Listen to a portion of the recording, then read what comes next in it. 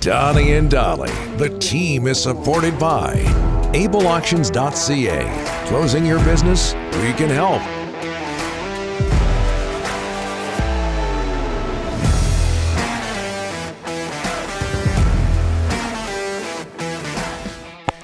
Delaney's OK Tar and Langley inbox. People just ripping into Dollywall. It is Monday, and all of our guests today, including Elliotte Friedman, standing by, are sponsored by Passant Motors. Celebrating over 30 years in the business, let them show you why they are top-rated pre-owned car dealer. Learn more at PassantMotors.com, BASANT Motors.com. As we bring in from Hockey Night in Canada and the 32 Thoughts podcast, Elliotte Friedman. Elliotte, thanks for doing this. How are you, sir? Are you writing all those emails, Donnie? All those emails written Dollywall? Is that you writing them? You know, Elliotte, all your different accounts. I might be able to answer you like in a few minutes, but right now I'm in shock looking at your hair. Yeah. And listen, I'm not somebody who should be talking about anybody's hair. You've got way more of it than I do, but that is something special today. I'm loving it. Love it.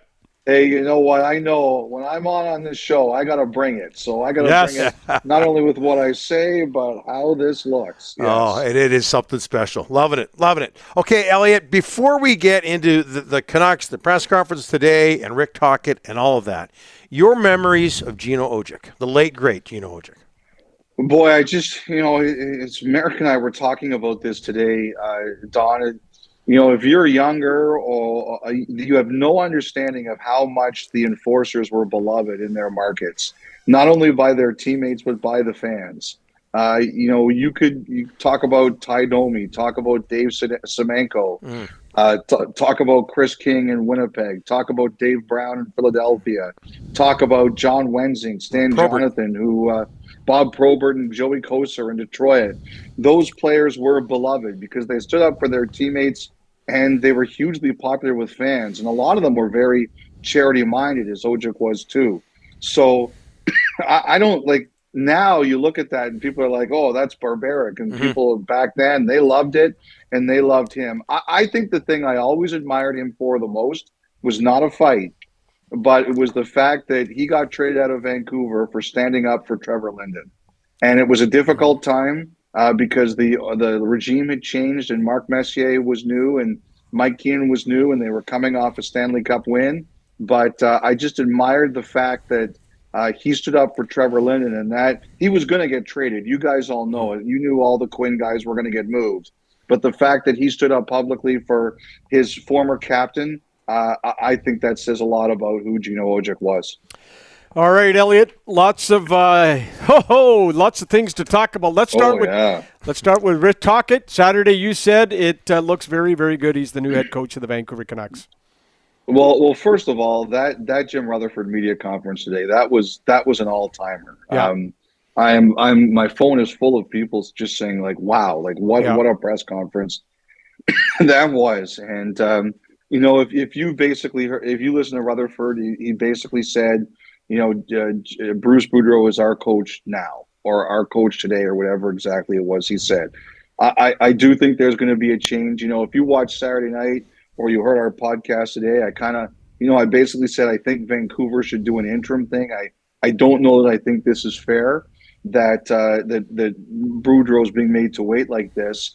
But if you heard Rutherford today, he basically just said, this is the way our business is. So I don't think he's inclined to do it, but I do think, it might be at least a week, but I think it's going to be the next week to 2 weeks. I do think you're going to see the coaching change. I do think it's going to be Tocchet. One of the things I think the Canucks wanted, guys, is I don't think they wanted to fire the coach on the road.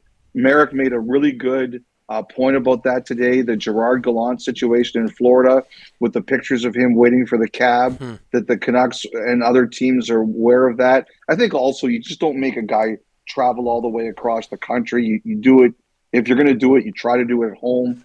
I think the other thing too, guys, is I think they're trying to figure out who might be coming with them or what it's all going to look like. I've heard Sergei Gonchar is on their radar, and I just wonder if they're waiting to get all of this done. Okay. All right. Let's move from Tocchet over to Tanner Pearson. What a situation that is, Elliotte. What do you know about the Pearson injury? Well, I think he's supposed to have surgery today. And as Rutherford mentioned, I think his agent is meeting with the Players Association today.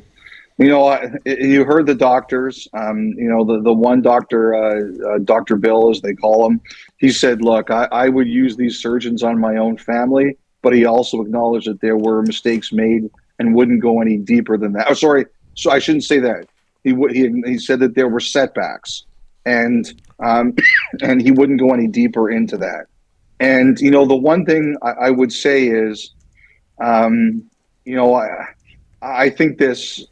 think you have to be careful of saying it just because there were setbacks, it doesn't mean that there was negligence. Sometimes procedures go wrong, and I'm prepared to wait to get the full story, maybe hearing from Pearson himself before I render full judgment. Look, they admitted here that this hasn't gone the way it was supposed to go. Does it mean that something went wrong in the surgery because sometimes things go wrong?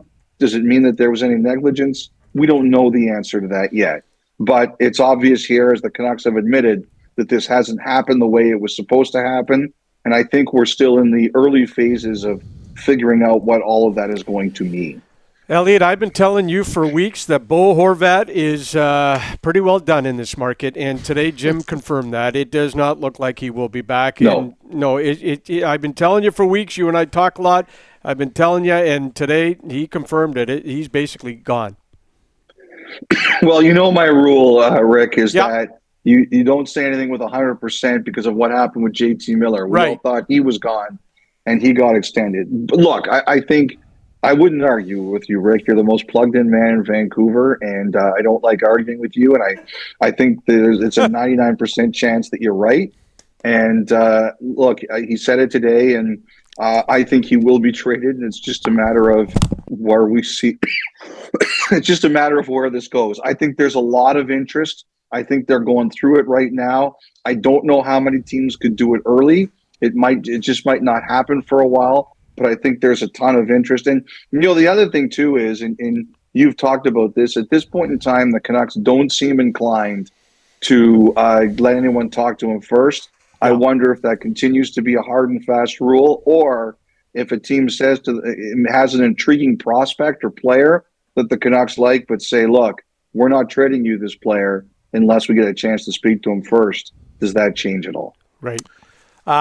Changing topics, Seattle. How do you explain, and maybe you say maybe it's not that surprising because of what Vegas did a few years ago, but how do you explain all this early success? Well, first of all, I think it is surprising. Don, I couldn't believe it when I read that no team had ever had a 7-game road trip where they won every game. You would think that one of the great NBA teams like Golden State or Chicago or the Lakers or even the Celtics would have done that before. So it's pretty amazing. One of the things about the Kraken guys is they're on a shooting bender. And, at the beginning of the year, I ask around, who's a team that's going to be better that maybe we're not thinking of. And I got quite a bit of Seattle from the teams that saw them in the preseason in the West. They said they were more skilled and they were faster. And, you add players like Burakovsky and Bjorkstrand and, they've turned out to be big helps. But they're on a shooting heater. They're shooting 11% at 5-on-5. That would be an NHL record if they finish the season like that. And so we'll see if there's regression or not. But, the other thing someone said to me, too, is you look at McCann, by the time he was 25, he'd been traded or exposed 4 times. Yeah. And, now he's a big goal scorer last year, and he's a big goal scorer again this year. Elliotte, take care of yourself. We'll talk to you in a couple of weeks. You know what? I would just say, that Rutherford media conference, I would just say this, that in this day and age, we always complain, people give us cliches and stuff like that. He took all the heat from all the media there, which is totally fine. No complaints here. And he stood in there and he gave it back. And I wish there were more press conferences like that. I really do. 100%. Agreed, Elliotte. I did have a problem with them holding the press conference today, though.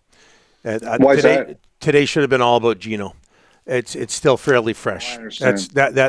That's maybe that's going a little too far with it, but I thought it was a little disrespectful. Donnie, I understand that. I get where you're coming from. I just think that this has been such a white hot topic that I understand that maybe they felt it was important to do that. But like I said, from our generation, people standing up and saying this should have been Gino's day. I think people understand where you're coming from out there. I think they do. Thanks, Elliotte. Appreciate it. All right, guys. Have a good week. Good to speak to you. You bet. Elliotte Friedman. He'll be back in a couple of Mondays from Hockey in Canada in the 32 Thoughts podcast.